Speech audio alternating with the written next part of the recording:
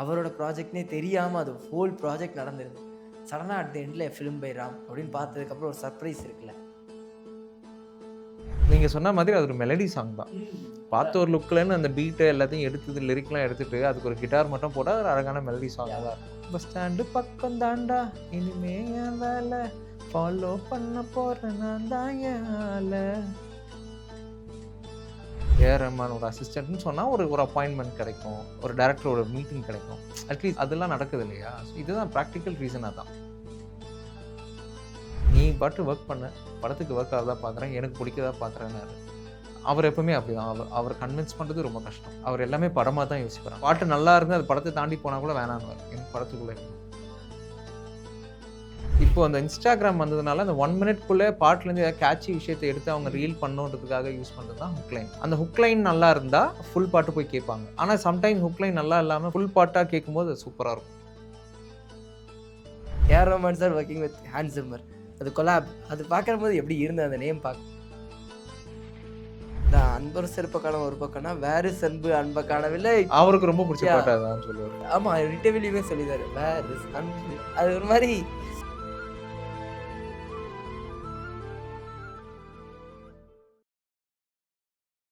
வணக்கம். நீங்க பார்த்துட்டு இருக்கிறது டேக் ஒன் தமிழ். நான் உங்கள் விஜய் பிரானேஷ். இன்னைக்கு என் கூட இருக்க ஸ்பெஷல் கெஸ்ட் யாரு அப்படின்னு பார்த்தீங்கன்னா, கிட்டத்தட்ட இந்த மியூசிக் இண்டஸ்ட்ரியில 10 வருடங்களா ஒரு மியூசிக் டைரக்டரா கடந்திருக்காரு. என் கூட இன்னைக்கு சந்தோஷ் தயாநிதி அவர்கள் தான் இருக்காங்க. அவர்கிட்ட தான் நிறைய விஷயங்கள் பேச போறோம். வாங்க பேசலாம். வணக்கம். வணக்கம். ஆக்சுவலி நான் சொன்ன மாரி நியர்லி வந்து ஒரு 10 இயர்ஸ வந்து ஆஸ் அ மியூசிக் டைரக்டரா வந்து கிராஸ் பண்ணியாச்சு. இனிமே இப்படித்தான் 12th ஜூன் 2015ல ரிலீஸ் ஆச்சு. அண்ட் இப்போ பறந்து போ 2025 ஜூலைல வந்துருச்சு. So how to you actually feel? ரொம்ப கான்ஃபிடென்ட்டா ஃபீல் ஆகுது. ஓகே. 10த் ஃபிலிம் பறந்து போவேன்ல. ம்.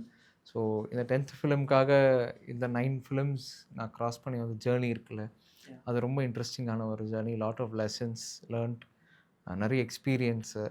ஸோ அது எல்லாமே இந்த படத்துக்கு ஹெல்ப்ஃபுல்லா இருந்ததுன்ற மாரி நான் ஃபீல் பண்ணிட்டுருக்கேன். கண்டிப்பா. அண்ட் இந்த பறந்து போ பொறுத்தவரைக்கும், it felt like a Disney movie treatment மாரி எனக்கு இருந்தது. பெர்சனலா நம்ம டிஸ்னி படங்கள்ல தான் பார்ப்போம். ஒரு சிச்சுவேஷன் நடக்கும். அந்த சிச்சுவேஷனுக்கு ஏத்த மாரி வேர்டிங்ஸோட அந்த பாட்டும் அப்படியே ட்ராவல் ஆகும். நம்ம அலாதீன் கூட எக்ஸாம்பிள் எடுத்துக்கலாம். ஸோ அந்த மாரி ஒரு ட்ரீட்மெண்ட்ங்கிறது முன்னாடியே இருந்த ஒரு தாட்டா? நான் முன்னாடி சொன்ன மாதிரி இந்த படத்துல நான் ரொம்ப லாஸ்ட்டா தான் உள்ள போனேன். அதுக்கு முன்னாடியே ராம் சாரும், மதன் கார்க்கி சாரும் இந்த மாரி ஐடியாவோட தான் பிளான் பண்ணி ஒர்க் பண்ணிட்டு இருந்தாங்க. ஸோ என்கிட்ட வரும்போது ஆல்ரெடி லிரிக்லாம் ஒர்க் பண்ணிட்டு, படம்லாம் முடிச்சுட்டு தான் என்கிட்ட வந்தாங்களே. ஸோ படம் பார்த்து அது அவங்களோட ஐடியா தான். இந்த மாதிரி ஒரு ட்ரீட்மெண்ட்ல இந்த படம் பண்ணலாம் அப்படின்னு. Working with Ram sir. Ram sir வந்து நெறைய பேரோட ட்ரீம் டைரக்டர்ன்னு சொல்லலாம். நெறைய பேர் இன்ஸ்பைரிங்கா இருக்கிற ஒரு பெர்சன். ஸோ அவரோட வொர்க் பண்றதுங்கிறது ஆக்சுவலி எப்படி இருந்தது? இட் வாஸ் என்ன சொல்றது? It was magical. ம். எனக்கு அது மேஜிக் மாரி தான் இன்னுமே அத நான் ஃபீல் பண்றேன். ஓகே. ப்ளஸ் அவர் ஒரு master in his field. So அவர் கூட ஒர்க் பண்ணுறது எனக்கு பயங்கர என்னன்னா, அவர் வந்து என்கிட்ட சொன்ன இன்புட்ஸ் எல்லாமே என்ன வந்து மோல்ட் பண்ணுச்சு தான் நான் நினைக்கிறேன். இதுவரைக்கும் நம்ம ஒண்ணு பண்ணிட்டு இருந்தோம். பட் இவர் கூட சேரும்போது இன்னொரு ஒரு விஷயமா ஒண்ணு ஆரம்பிக்குது இல்லையா? ஸோ அது எல்லாமே ஒரு அழகான லெசன்ஸா தான் நான் பார்க்குறேன். கண்டிப்பா. அந்த படம் பார்த்துட்டு வர ரெஸ்பான்ஸ் இருக்கும்ல. அது உங்களுக்கு எந்த மாதிரி இருக்கு? ரொம்ப ஹேப்பியா இருந்தது actually. It's it's very happy to be in a success movie. எல்லா டெக்னீஷியன் அண்ட் ஆர்டிஸ்ட், கிரியேட்டர்ஸ் எல்லாருக்குமே அவங்க படம் நல்ல போற படத்துல இருக்கும்போது, ஓகே அதுதான் ரெகக்னிஷன்னு நம்ம நெனைப்போம். அதுதான் அதுதான் ஆக்சுவலி ரெகக்னிஷன். ஸோ அந்த அந்த விஷயம் எனக்கு இந்த படத்துல நடந்தது வந்து எனக்கு ரொம்ப ஹேப்பியா இருக்கு ஆக்சுவலி. கண்டிப்பா. எங்க போனாலுமே ராம் சாரும் சரி, மிர்ச்சி சிவா சாரும் எல்லாம் நெறைய இன்டர்வியூஸ்ல பார்க்கும்போதே, எங்களுக்கு ஆபத் பாந்தவனா வந்தவரு அப்படிங்கிற ஒரு விஷயத்த உங்கள டெர்ம் பண்ணிட்டே இருப்பாங்க. அது ஆக்சுவலி அந்த மாரி விஷயங்கள் சொல்லும்போது உங்களுக்கு எப்படி இருக்கு? கண்டிப்பா அவ்வளோ பெரிய ஆள் வந்து நம்மள அப்படி சொல்றாருன்றது வந்து ஃபர்ஸ்ட் ஆஃப் ஆல் என்னோட வொர்க்குக்கு கிடைச்ச ரிவார்டா நான் பார்க்குறேன். எனக்கு பிடிச்ச விஷயம் லைக் மியூசிக். அதுக்காக நான் நெறைய ஒர்க் பண்ணியிருக்கேன். ரஹ்மான் சாரா இருக்கட்டும், என் படங்களா இருக்கட்டும். அம் ஒரு சலிப்பு தட்டாம ஒர்க் பண்றதுன்னுவோம்ல, அது வந்து இந்த மியூசிக் எனக்கு குடுத்துருக்கு. அந்த எக்ஸர்சைஸ், அந்த பிராக்டிஸ் எல்லாமே ராம் சார் கிட்ட கொண்டு போய் சேர்த்துருக்கு. ஸோ அந்த விஷயம் தான் நான் பார்க்குறேன். ஏன்னா அவரு வந்து அப்படி சொல்றது வந்து ரொம்ப ஹேப்பியா தான் இருக்கு. கண்டிப்பா. Imagine you are working for a project. ஆனா, அவரோட ப்ராஜெக்ட்னே தெரியாம அது ஹோல் ப்ராஜெக்ட் நடந்துருது. சடனா அட் தி எண்ட்ல ஃபிலிம் பை ராம் அப்படின்னு பார்த்ததுக்கப்புறம் ஒரு சர்ப்ரைஸ் இருக்குல்ல. அந்த மொமெண்ட் எப்படி இருந்தது? அது ஷாக்கு தான் அந்த மொமெண்ட்டு. ம். Literally it was very shocking moment. Okay. நம்ம லைஃப்ல நெறைய ஷாக்கிங் மொமெண்ட்ஸ் கொஞ்சம் ரேரா தான் நடக்கும். அந்த மாரி இதுவும் ஒண்ணு. அப்புறம் அவங்க அசிஸ்டன்ட்க்கு தான் கேட்டேன், நிஜமாவே இது ராம் சார் படம் தானா? இல்லன்னா லைக் என்ன எத மாத்தி எடுத்துட்டு வந்துட்டீங்களான்னு. இல்லன்னு சொன்னேன். அப்ப தான் ஃபோன் பண்ணி பேசினாரு. ரொம்ப நல்லா ஒர்க் பண்ணியிருக்கேன்னாரு. ஸோ இது எல்லாமே வந்து அழகான மொமெண்ட்ஸ் இந்த ஹோல் ஜர்னி இந்த 1 இயர்ல இதெல்லாம். கண்டிப்பா. அத நெனச்சு பார்க்கும்போது ரீலிவ் இன் தட் மொமெண்ட்ங்கிற மாரியான விஷயம் தான். எனக்கு எப்பவுமே உங்களுடைய அந்த மெலோடிஸ் மேல எப்பவுமே ஒரு ஆர்வம் இருந்திருக்கு. மெயினா கண்ணாடி பூவுக்கு எனக்கு ரொம்ப ரொம்ப புடிச்ச பாட்டு. எனக்கு வாய்த்த அடிமைகள்ல. அதுக்கப்புறமா ஹே பெண்ணே பெண்ணே ஆப்வியஸா எல்லாருமே உங்ககிட்ட வந்து சொன்ன பாடல்களா இருந்திருக்கும். இன்னொரு பாட்டு என்னைய ரொம்ப சர்ப்ரைஸ் பண்ண பாட்டு, கானா பாலா அவர்கள வச்சு ஓரளவுக்கு அது ஃபுல் கானா சாங் அவர் எப்பவும் பாடுற ஜோன்ல இல்லாம, பார்த்த ஒரு லுக்ல அது டோட்டலா அது ஆக்சுவலி மெலோடியோட ஆமாமா. வெர்ஷன் தான். பார்த்த ஒரு லுக்ல எனக்கும் ரொம்ப புடிச்ச யாஹ்! பாட்டு ஆக்சுவலி. என்னோட ஃபர்ஸ்ட்டு சாங் அதான் சினிமால. ஓகே. அ எனக்கு ரொம்ப ஃபேவரைட் ஆக்சுவலி. க்ளோஸ் டூ ஹார்ட்ன்னு சொல்லலாம். அந்த மாரி லிஸ்ட்ல பார்த்த ஒரு லுக்ல இருக்கும். நெறைய பேருக்கு புடிச்ச பாட்டு. ரொம்ப புடிச்ச பாட்டு. நெறைய அந்த டைம்ல TikTokலாம் இருந்தது. அப்போ யாஹ்! பயங்கர வைரல் அந்த சாங். இன்ஃபாக்ட் சோனில சொல்லுவாங்க ஒன் ஆஃப் த டாப் 5, 6 சாங்ஸ்ல அந்த பாட்டும், இன்னொரு ஒரு அத்தன அழகையும்னு ஒரு பாட்டு இருக்கு அந்த படத்திலேயே. அதெல்லாம் அந்த டாப் 10ல இருக்கு உன் பாட்டுலாம் அப்டின்னுவாங்க. அவங்களோட கேட்டலாக்ல ரீல்ஸ்லயே. நீங்க சொன்ன மாதிரி அது ஒரு மெலடி சாங் தான். ம். பார்த்த ஒரு லுக்லன்னு அந்த பீட் எல்லாத்தையும் எடுத்தது லிரிக்லாம் எடுத்துட்டு, அதுக்கு ஒரு கிட்டார் மட்டும் போட்டா அது ஒரு அழகான மெலடி சாங்கா யாஹ்! தான் இருக்கும். Yeah! Thanks for recognising that song. எனக்கு அதான் இப்போ கானா பாலா சார் அந்த டைம்ல ஹி வாஸ் இன் பீக். அவர் எல்லா படத்துலயும் ஒரு பாட்டு பாடிருவாரு. ஆனா பார்த்த ஒரு லுக்ல turns out to be a melody. எனக்கு அந்த டைம்ல யாராவது அத வந்து ஒரு என்ன சொல்றது? ஒரு கானா சாங் சொன்னா என்னால ஏத்துக்க முடியாது. Because it's a melody song. அவர வச்சு ஒரு மெலடி போலாங்கிற ஐடியா இருக்குல்ல. அது எப்படி பாட்டு அது? பண்ணிட்டோம். பாட்டு பண்ணிட்டு அ குரூப் டிஸ்கஷன் தான். சந்தானம் சார் டீமோட பேசி, இத வந்து கானா பாலா சார் வந்து பாடுனா நல்லாருக்கும்னு சொன்ன குரூப் டிஸ்கஷன் தான். லிரிசிஸ்ட் கபிலன் வந்து ரொம்ப அவரோட ஃபேவரைட் சாங்குன்னுவாரு. அவரு எழுதல அந்த பாட்டு. பட் இருந்தாலும் அவர் வந்து சொல்லுவாரு, "என்னோட ரொம்ப ஃபேவரைட் பாட்டு அது. ரொம்ப அழகா மெலோடியஸா இருக்கும். சரணம்லாம் அப்படியே ப்ரீஸியா இருக்கும்" அப்படின்னுவாரு. எனக்கு அதுல அந்த லைன்ஸ் எல்லாம் ரொம்ப பிடிக்கும். பஸ் ஸ்டாண்டு பக்கம் தான்டா இனிமே என் வேல. அந்த லைன் ஆக்சுவலி நீங்க எனக்கு தெரியும் நீங்க நல்லா பாடுவீங்கன்னு. பார்த்த ஒரு லுக்ல நீங்க உங்களோட ரஃப் ட்ராக் பாடியிருக்கீங்களா? எங்களுக்காக ஒரு 2 லைன்ஸ் பாட முடியுமா? பஸ் ஸ்டாண்டு பக்கம் தான்டா இனிமே என் வேல. ஃபாலோ பண்ண போறேன் நான் தான் என் ஆள.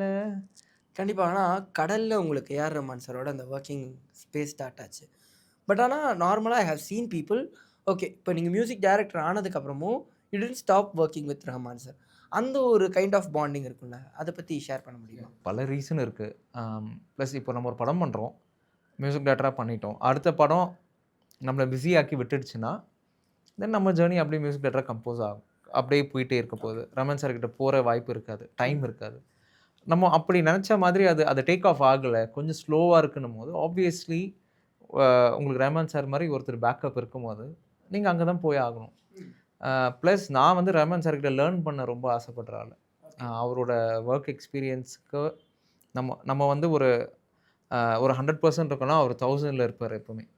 ஸோ எனக்கு வந்து அவர் ஸ்கூல்ல தான் படிச்சேன்றதுனால, I always like to learn new things from him. So அவர்கிட்ட போயிடுவேன் திருப்பி. சார் அடுத்த படம் வர கொஞ்சம் டைம் ஆகுது. அதுவரைக்கும் நான் உங்க கூட ஒர்க் பண்ணிக்கிறேன்னுவேன். ஓகே ஒர்க் பண்ணுன்னுவாரு. ஓகே. ஸோ அந்த மாதிரி அதுதான் மெயின் ரீசன். நமக்கு ஒரு பிரேக் வர வரைக்கும் நம்மள ஒருத்தர் பார்த்துப்பார் இல்லையா? யாஹ்! அதுதான் ரஹ்மான் சார் எனக்கு. பிளஸ் அவர் கூட ஒர்க் பண்றது இன்னொரு ஒரு எக்ஸ்போஷரும் இருக்கும். ம். நெறைய பேர் இண்டஸ்ட்ரியில அவரோட ஐடி கார்டு தான் எனக்கு. ஏஆர் ரஹ்மானோட அசிஸ்டன்ட்ன்னு சொன்னா ஒரு ஒரு அப்பாயின்ட்மென்ட் கிடைக்கும். ஓகே. ஒரு ஒரு டைரக்டரோட மீட்டிங் கிடைக்கும். அட்லீஸ்ட் அதெல்லாம் நடக்குது இல்லையா? ஸோ இதுதான் பிராக்டிகல் ரீசன் அதான். ராம் சார் படம் வருது. நீங்க வந்து சார்ட்ட கண்டிப்பா ஷேர் பண்ணியிருப்பீங்கள்ல. What was the reaction of the master? ஏன்னா அத பத்தி நாங்க அப்போ தெரிஞ்சுக்கணும். ஒர்க் பண்ணிட்டு இருந்தோம் ஒரு படம். ஐ திங்க் காதலிக்க நேரமில்லைன்னு நெனைக்கிறேன். ம். அப்போ அவர் எப்பவுமே கேட்பாரு, "அடுத்து என்ன பண்ற? அடுத்து என்ன பண்ணிட்டு இருக்கன்னு?" நான் ரெகுலரா ஆன் அண்ட் ஆஃப் போயிட்டு போயிட்டு வந்துட்டு இருப்பேன். ஓகே. 6 மாசம் என் படம் பண்ணுவேன். 6 மாசம் சாருக்கு ஒர்க் பண்ணுவேன். ஓகே. ஒரு பெரிய ஹிட் வரும்போது பார்த்துக்கலாம் அப்படின்னு சொல்லிட்டு நான் ஒர்க் பண்ணிட்டே இருப்பேன். அது அவருக்கும் தெரியும். ஸோ பசங்கள்லாம் என்ன பண்றாங்கன்னு அவருக்கு தெரியும். ஸோ ம். எல்லாருமே நாங்க எங்க ஒர்க் ஆட்ஸ் பண்ணுவோம் நெறைய. ஷார்ட் ஃபிலிம் பண்ணுவோம். ஹிந்தி வெப் சீரிஸ் பண்ணுவோம். ஸோ அதெல்லாம் பண்ணிட்டு அங்க தான் ஒர்க் பண்ணுவோம் திருப்பி. அவர் கூப்பிடும்போதெல்லாம் போயிடுவோம் நாங்க. அதெல்லாம் நோனே சொல்ல மாட்டோம். அ அவரு இப்போ என்ன பண்றேன்னு கேட்கும்போது, இப்போ டைரக்டர் ராமோட படம் பண்றேன்னா, ஹி வாஸ் வெரி ஹேப்பி. நல்லா பண்ண இது ஒரு நல்ல ஆப்பர்ச்சுனிட்டி. லைக் டூ யுவர் பெஸ்ட்ன்னு சொல்லி என்கரேஜ் பண்ணாரு. கண்டிப்பா. ஆனா சம்திங் டூ டேக் அவே நம்ம எப்பவுமே எடுத்துக்குவோம்ல. From the people we inspire are வந்து நம்ம லுக் ஆஃப்டர் பண்ற மாஸ்டரா இருக்கட்டும். நீங்க சின்ன வயசுலேருந்தே அவருடைய பிக் ஃபேனா இருக்கீங்க. ஐ திங்க் ஃப்ரம் 7த் இருக்குமா? ஸோ அப்படி இருக்கும்போது, what was the take away from Rahman sir நீங்க நினைப்பீங்க? ரஹ்மான் சார் கிட்ட அந்த எனர்ஜி தாங்க. ஓகே. எனர்ஜி அவர் எப்படி ஒர்க் பண்றாரு? டயர்ட் ஆகாம எப்படி ஒர்க் பண்றாரு? அந்த ஒர்க் பண்றதுக்கு அவர் என்னென்ன விஷயத்த பாசிட்டிவா வச்சுக்கிறாரு? சரவுண்டிங்ஸ. அவர் எவ்வளோ படிக்கிறாரு டெய்லி? என்னென்ன புது விஷயம் கத்துக்கிறாரு? அவர் அந்த புது எக்விப்மெண்ட்ஸ் மேல எவ்வளோ ஆசை? என்னென்னமோ புது புது எக்விப்மெண்ட் ரிசர்ச் பண்ணி வாங்கிட்டு வருவாரு. இந்த மாரி விஷயம்லாம் நம்மளும் அவர்கிட்ட இருந்து கத்துக்கிறோம். கண்டிப்பா. ஆனா அவரு ஆமா அவர் சொல்லியிருக்காருன்னு நினைக்கிறேன். டெக்னாலஜி மேல எனக்கு பெரிய ஒரு ஆர்வம் இருக்கு அப்படின்னு. அது நம்மளால நீங்களுமே ஆமாம் ஆமாம் பார்த்துருக்கீங்களா? ஆமாம் அவர் ஸ்டுடியோ வந்து ஒரு லேப், ஒரு ஆடியோ லேப் மாதிரி இருக்கும். ஓகே. ஸோ எல்லாமே இருக்கும். உலகத்தில் இருக்க எல்லா புது லேட்டஸ்ட் எக்யூப்மெண்ட்ஸ் எல்லாமே இருக்கும். ஸோ அதெல்லாம் நம்ம வந்து அங்கே அங்கே இருக்கிறது அது பெரிய பிளெஸ்ஸிங். ஏன்னா நம்ம பார்க்குறோம், அதுலேருந்து நிறைய விஷயம் கற்றுக்குறோன்றது இருக்கு இல்லையா? உங்களோட பாடல் நான் ஆல்ரெடி சொன்ன மாரி மெலடிஸ்ல இப்போ ராட்டி வந்து it came as a independent song.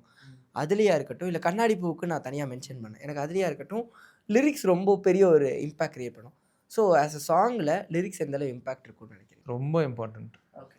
Like அந்த லிரிக் வீக்கா இருந்துச்சுன்னா, அந்த பாட்டு அப்படியே டேக் ஆஃபே ஆகாது. டியூன் நல்லா இருந்தாலும் சரி. ஒரு டியூன் மோசமா இருந்தாலும் ஒரு நல்ல லிரிக் வரும்போது, ஹிட் ஆன பாட்டுங்க நெறைய இருக்கு. நல்ல டியூன் இருந்து லிரிக் நல்லா இல்லாம வீக்கா போன பாட்டுங்களும் இருக்கு. ஸோ லிரிக் 50, 50ன்னு நான் சொல்லுவேன். ஒரு டியூன் 50னா லிரிக் 50. ஒரு மியூசிக் டைரக்டர் நான் பார்த்த வரைக்கும், இல்ல நான் பேசின வரைக்கும் நெறைய music directors is a singers. அது என்ன ஒரு ப்ராமினென்ட்டா செட் பண்ண ஒரு விஷயமா மாறுச்சா? அது எதனால? இல்ல சிங்கர்ஸ்ன்றது அவங்க ப்ரொஃபஷனல் சிங்கர்ஸ்ன்னு இருக்காங்க இல்லையா? அவங்க கிட்ட வந்து இப்போ இப்போ நான் வந்து என்ன சிங்கரா பார்க்கல. நான் கம்போசர், புரோகிராமர், அரேஞ்சர் அப்படி தான் பார்க்குறேன். பட் கம்போஸ் பண்ணும்போது ரஃப்பா சில இதெல்லாம் பாடுறோம்ல. நாங்க வந்து இப்போ இப்போ திடீர்னு டைரக்டர் நாளைக்கு காலையில ஒரு சாங் வேணும்னு நைட்டு தான் கேட்குறாரு வச்சுக்கோங்களேன். இந்த மாரி ஒரு தீம் ஒண்ணு புதுசா ஆட் பண்ணீங்கன்னா, எனி சாங் நமக்கு வர நேரத்தில வந்து உட்கார்ந்து பண்ணும்போது, அந்த இடத்துல சிங்கர்ஸ் கிடைக்க மாட்டாங்க நமக்கு. பிஸியா இருப்பாங்க, இல்லைனா எங்கேயோ ஹெல்ட் அப்பா இருப்பாங்க. அது ஒரு ஸ்க்ராட்ச் வெர்ஷனா தான் இருக்கும். ஸ்க்ராட்ச் வெர்ஷனுக்கு நெறைய பேர கூப்பிட முடியாது. அப்போ நானே இது நான் என்னோட பாயிண்ட் ஆஃப் வியூல சொல்றேன். மத்தவங்க எப்படி பண்றாங்கன்னு தெரியாது. ஸோ நானே கம்போஸ் பண்ணி, நானே ஒரு ஸ்க்ராட்ச் ஒண்ணு பாடி, அது டைரக்டர்ஸ்க்கு குடுத்துருவேன். சம்டைம்ஸ் அது வொர்க் அவுட் ஆகும். சம்டைம்ஸ் இல்ல வொர்க் அவுட் ஆகாது. இப்போ குட்டி பட்டாசுலாம் அப்படிதான். ஸ்க்ராட்ச் நான் பாடி குடுத்தேன். ஃபைனல் நான் என் வாய்ஸ்ல. ராட்டி நான் ஸ்க்ராட்ச் பாடி குடுத்தேன். ஆனா என் வாய்ஸ் அந்த பாட்டுக்கு உட்காராது. அது எனக்கே தெரியும். அது பாம்பா பாக்கியா வச்சு பாடுனோம். அது இன்னும் பியூட்டிஃபுல்லா வந்துச்சு. ஸோ அந்த மாதிரி கம்பல்ஷன்லாம் ஒண்ணும் இல்ல. டைரக்டர்ஸ் அந்த ஸ்க்ராட்ச்லேருந்து அவங்க ஷூட் வரைக்கும் டிராவல் பண்றாங்க இல்லையா? அந்த டைம் வந்து நெறைய ஒரு 6 மாசம் இருக்கும். பூஜை போடுறதுக்கு முன்னாடியே ஸ்டார்ட் பண்ற வேலை தான் மியூசிக். படம் ஃபிக்ஸ் ஆன உடனே மியூசிக் வேலை ஆரம்பிக்கும். அப்புறமா ஒரு கொஞ்ச நாள் கழிச்சு படத்துக்கு பூஜை நடக்கும். அதுக்கப்புறம் ஷூட்டிங் நடக்கும். அப்புறம் எடிட், போஸ்ட் ப்ரொடக்ஷன்லாம்.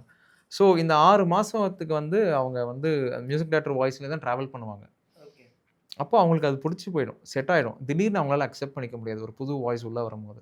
அ அது அவுட் ஆஃப் த பாக்ஸ் இருந்துச்சுன்னா, அது ஓகே ஃபைன் செட் ஆயிடும். பட் இதுதான் பிரச்சனைன்னு நான் நெனைக்கிறேன்.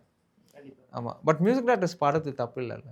பாக்ஸ ஸ்டிக் பண்ற மாரி ராம் சாரோட பாக்ஸ் ஸ்டிக் பண்ணியாச்சு. So the director you want work with, collaborate with அப்படிங்கிற ஒரு மனசுல இருக்கிற டைரக்டர். எனக்கு மாரி செல்வராஜ் சார் படம் ஒர்க் பண்ணணும்னு ஆசை.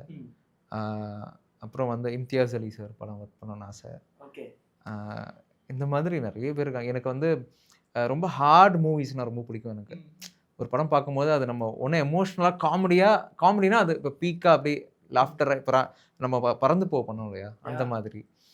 அது ஒரு எமோஷனல் ஃபிலிம்னா அப்படியே போய் அப்படியே அழ வைக்கணும் அந்த படம். அந்த மாரி படத்துக்கு ஸ்கோர் பண்ணணும்னு எனக்கு ஆசை. ஸோ லாட் ஆஃப் ஸ்கோப் இருக்கு இல்லையா? ம். எனக்கு அந்த மாரி வொர்க் பண்ணணும்னு ஆசை. பறந்து பார்க்கும்போது எல்லாருமே ஆரம்பத்துலன்னு சொல்றது யுவன் சாருக்கு ரீப்ளேஸ்மெண்ட்டா, யுவன் சாருக்கு ரீப்ளேஸ்மெண்ட்டாங்கிற ஒரு விஷயம்.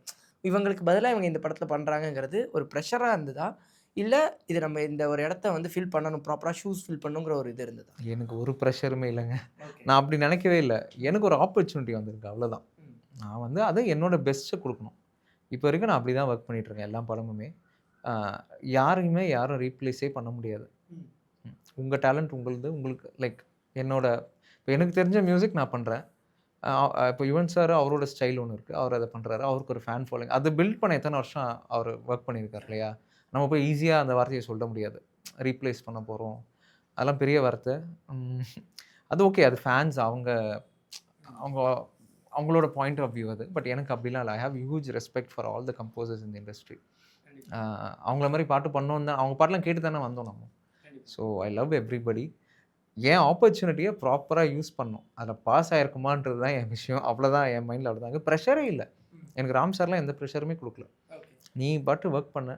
படத்துக்கு வொர்க் ஆகுதா பார்க்குறேன். எனக்கு பிடிக்குதா பார்க்குறேன்னாரு. அவர் எப்பவுமே அப்படிதான். அவர கன்வின்ஸ் பண்றது ரொம்ப கஷ்டம். அவர் எல்லாமே படமா தான் யோசிப்பாரு. அந்த படத்துக்கு இந்த பாட்டு ஒர்க் ஆகுதா? படத்த தாண்டி பாட்டு நல்லா இருந்து அது படத்த தாண்டி போனா கூட வேணான்னுவாரு. எனக்கு படத்துக்குள்ள வேணும். இவ்வளோ தான் அவரோட இது. ஸோ ஒரு சின்ன இன்ஸ்ட்ருமெண்ட் வந்தா கூட அது ஏன் அங்க அது ஏன் அங்க வருதுன்னு யோசிப்பாரு. எனக்கு அந்த விஷயம்லாம் ரொம்ப பிடிச்சிருந்தது actually. It was a great learning thing. பிரஷர்ன்றது இல்லவே இல்ல எனக்கு. ஆடியன்ஸா ஒரு விஷயம் இருக்குல்ல. இப்போ ஒரு சாங் வந்து அது ஸ்டே ஆகி இட் இன் எ லாங் ஃபார்மேட்டா நிக்கிறதுங்கிறது நம்ம ரொம்ப நாளா எல்லாரும் கேட்டிருக்காங்க. ஏன் இது ரொம்ப ஒரு 10 தடவ 15 தடவ கேட்டதுக்கு அப்புறமா இட் ஃபெல்ட் நார்மல்ங்கிற ஒரு விஷயம் வருதுல்ல. எனக்கு இதில என்ன டவுட்னா, இந்த மாதிரி ஆகுறதுக்கு காரணம் there are lot of streaming பிளாட்ஃபார்ம்ஸ்ங்கிறது இருக்கிறதுனாலயா?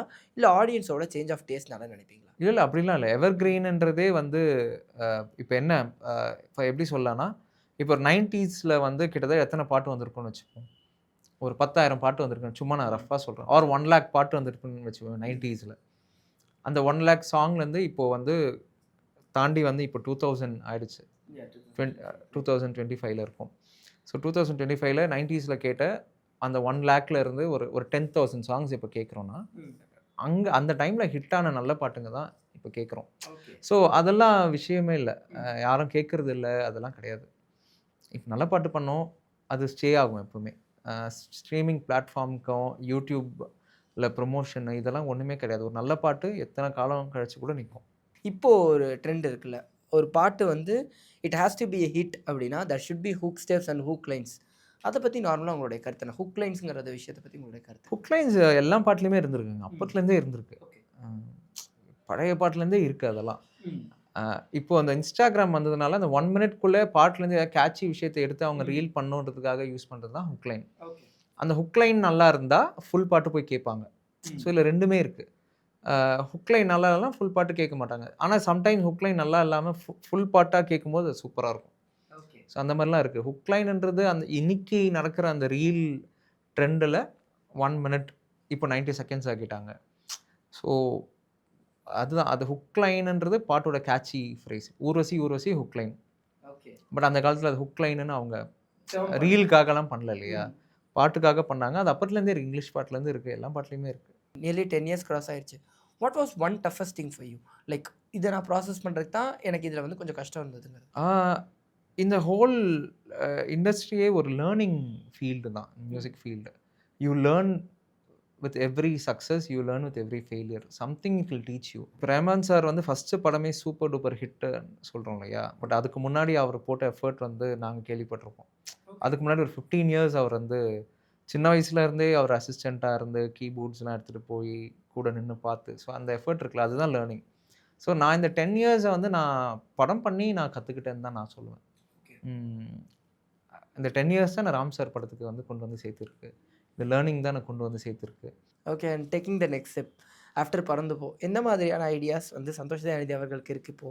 இதெல்லாம் நான் ஃப்ரேம் பண்ணி வைக்கிறேன். நெக்ஸ்ட் நான் இதெல்லாம் பண்ணணும்னு ஆசைப்படுறேன். அதான் எனக்கு எனக்கு ராம் சார் கூட ஒர்க் பண்ணணும்னு ஆசை அகைன். ம். அடுத்த படங்கள்ல இப்ப ராம் சார் மாதிரி டைரக்டர்ஸ், நல்ல ஸ்கிரிப்ட், பேக்ரவுண்ட் ஸ்கோருக்கு இம்பார்ட்டன்ட்டா வர படங்கள்லாம் வரும் இல்லையா? ஸ்கோரா பேக்ரவுண்ட் ஸ்கோர் சூப்பரா இருக்கியா அப்படின்னு சொல்லணும். சாங்ஸ் இந்த பேலன்ஸ் இருக்குல்ல. Yeah. ஒரு கமர்ஷியல் மியூசிக் டைரக்டரா இந்த பேலன்ஸ கொண்டு போற I know I can do it. ம். அதுக்கேத்த படங்கள் கரெக்ட்டா அமையணும். அதுக்கேத்த டைரக்டர்ஸ நான் போய் அப்ரோச் பண்ணணும். அவங்களுக்கு நம்ம ஒர்க் தெரிய வைக்கணும். ஸோ இதுதான் மேனிஃபெஸ்ட் பண்றேன். இப்போ வந்து பார்த்தீங்கன்னா, மியூசிக் ஃபீல்டுக்குள்ள வர்றக்கு ஆஸ்பைரிங்கா நெறைய பேர் உள்ள வராங்க. தே நீட் சம்திங் லைக் எனக்கு இந்த மாதிரி ஒரு விஷயம் தெரியணும்னு ஆசைப்படுவாங்கல்ல. ஒன் அட்வைஸ் நீங்க சொல்லணும்னு நெனச்சா என்ன சொல்லுவீங்க? பிராக்டிஸ் தாங்க.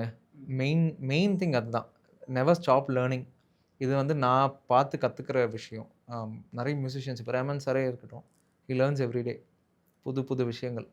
அ எனிதிங் அவர் YouTubeல ஒரு புதுசா ஒரு டியூட்டோரியல் பார்த்துட்டு இருப்பாரு திடீர்னு. ஒரு ஒரு மேனுவல் எடுத்து படிச்சுட்டு இருப்பாரு. ஒரு மியூசிக் விஷயம் பிராக்டிஸ் பண்ணிட்டு இருப்பாரு. ஸோ அவரு இவ்ளோ எக்ஸ்பீரியன்ஸ் ஆகி அவ்ளோ விஷயம் தெரிஞ்சு அவரே பிராக்டிஸ் பண்றாருன்னும்போது, எனக்கு அதுதான் இன்ஸ்பைரிங்கா இருந்தது. ஸோ அதனால படிச்சுட்டே இருங்க. அதுதான் நான் குடுக்க முடியிற அட்வைஸ். கண்டிப்பா. ஆனா நீங்க எந்த இடத்துலேருந்து கோட் பண்ணணும்னாலும் யூ டேக் ரஹ்மான் சார். அது எப்படி ஒரு ஃபேன் பாயா இருக்கிறதுனாலயா? இல்ல கூட வொர்க் பண்றதுலயா? ஜஸ்ட் வாண்ட் 2மே நெனைக்கிறேன். அ நமக்கு வேற யார் இருக்கா ஃபீல்ட்ல? எனக்கு ஐ கம் ஃப்ரம் அ நான் மியூசிக்கல் பேக்ரவுண்ட். ம். சினிமாவும் சுத்தமா பழக்கமே இல்ல. எங்களுக்கு தெரிஞ்ச மியூசிக் வந்து பாட்டு, வீட்ல பாட்டு கேட்பாங்க. ஸோ நான் ஆப்வியஸ்லி எனக்கு கைட் பண்ணவர பத்தி தான் நான் வந்து எப்பவுமே லைக் அவர் தானே மென்டார் எனக்கு. ஸோ அவர தான் நான் எக்ஸாம்பிளா எடுக்க முடியும் எப்பவுமே. AR Rahman sir working with Hans Zimmer. அது கொலாப். அது பார்க்கும்போது எப்படி இருந்தது அந்த நேம் பார்க்க? பயங்கர எக்ஸைட்டடா இருக்குல்ல.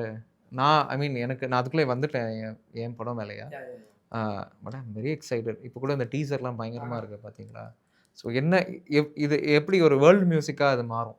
ஸோ எப்படி அது என்ன பண்ண போறாங்கன்றத நானுமே வெயிட் பண்ணிட்டு இருக்கேன். அண்ட் ரியலாவே பறந்து போவது ஒரு கிராண்ட் சக்ஸஸா மாறி இருக்கு. அதோடைய பாடல்களா இருக்கட்டும், ஒவ்வொரு பாடல்களுமே சொல்லும்போது அன்போட செருப்ப காணோம்ல ஐ மென்ஷன் நான் பேசும்போதுமே பெர்சனலா மென்ஷன் பண்ணேன். பிகாஸ் அது அந்த படத்தோட ஃப்ளோல அவ்வளோ ரொம்ப பர்ஃபெக்ட்டா ஃபிட் இன் ஆயிருந்தது. எல்லா பாட்டுமே லைக் படத்த எந்த இடத்துலயுமே அவே எடுக்காம, படத்தோடயே செட் பண்ணி கொண்டு போச்சு. அண்ட் அந்த இல்ல படத்தோட அதுக்கு எல்லாமே சக்சஸ்க்கு காரணம் ராம் சார் தான். ஓகே. ஆ ஒரு விஷன் வேணும்ல. பாட்டு யார் வேணா பண்ணிடலாம். நிஜமா சொல்றேன். பாட்டு வந்து ஒரு ஒரு பிகினரா இன்னைக்கு வந்து ஒரு லேப்டாப் வச்சிருக்காங்க. கொஞ்சம் மியூசிக் நாலேட்ஜ் இருக்குன்னா, they can make a song. But ஒரு டைரக்டர் தான் வந்து அந்த மியூசிக் டைரக்டர் கிட்ட வந்து என்ன மாதிரி வேணும்? இது எப்படி வேணும்? நீங்க சொல்ல அன்போட செருப்ப காணோன்றது எனக்கு தெரிஞ்சு இதுக்கு முன்னாடி வந்திருக்கான்னு தெரியல. அந்த மாரி ஒரு சிச்சுவேஷன். செருப்ப காணோன்றதுக்கு ஒரு பாட்டு வேணும்ன்றது. அதெல்லாம் தியேட்டர்ல பயங்கர கிளாப்ஸ் அந்த பாட்டு வரும்போது. ஸோ இது எல்லாமே ராம் சாரோட விஷன் தான். அதுல நான் ஒரு என்ன சூஸ் பண்ணியிருக்காருன்றது எனக்கு ரொம்ப ஹாப்பி. அவருக்கு நான் நான் எனக்கு ரஹ்மான் சார் ஒரு பக்கம் பயங்கர ஒரு பில்லரா லைக் அ நான் அப்பப்போ சொல்றேன் இல்லையா? ரஹ்மான் சார நான் பார்த்துருக்கேன். அந்த மாரி ராம் சார் வந்து லிட்டரலி அ நம்மளுக்கு ஒரு முக்கியமான ஒரு டர்னிங் பாயிண்ட்டா இருக்காரு. கண்டிப்பா. லைஃப்ல அண்ட் கரியர்ல. இந்த அன்பர் சிறப்ப காணோம் ஒரு பக்கம்னா, வேர் இஸ் அன்பு அன்ப காணவில்லை. அவருக்கு ரொம்ப புடிச்ச யாஹ்! பாட்டு அதான்னு சொல்லுவாரு. ஆமா. இன்டர்வியூலயுமே சொல்லிருந்தாரு. வேர் அவருக்கு இஸ் ரொம்ப புடிச்ச அன்பு. பாட்டு. அது ஒரு மாரி அது படத்தோடயே செட் ஆனதுனால, எங்கேயுமே அவே போல, அந்த ஃபன்னுக்கு ஒரு பாட்டு வந்து இவ்வளோ இதுவா எடுத்து குடுக்குமா அப்படிங்கிறது, இந்த படத்துல ப்ரூவ் ஆயிருந்தது. அண்ட் ரொம்ப தேங்க்ஸ் இப்படி ஒரு படம் தேங்க் யூ குடுத்ததுக்கும் சோ சரி, மச். அண்ட் இந்த மாதிரி ஒரு இன்டர்வியூ குடுத்ததுக்கும் சரி, ரொம்ப ரொம்ப thanks. Thank thank you you so so much. Much for having me.